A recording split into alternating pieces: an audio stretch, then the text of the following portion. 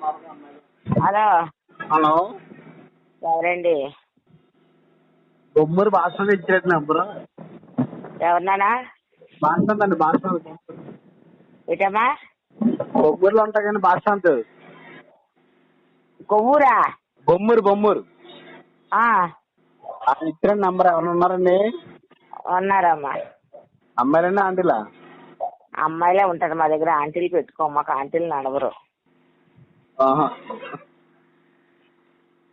Night ఏమైనా అవుద్దండి నైట్కి రావడానికి? కుదురుతుంది. ఎంతండి నైట్కి? నైట్కి ఎంతమంది? ముగ్గురు అండి. ముగ్గురు ఎన్నిసార్లు ఉంటారు? తెల్లవారులు ఉంటామండి. తెల్లవారులు అంటే జంగది ఎక్కడ?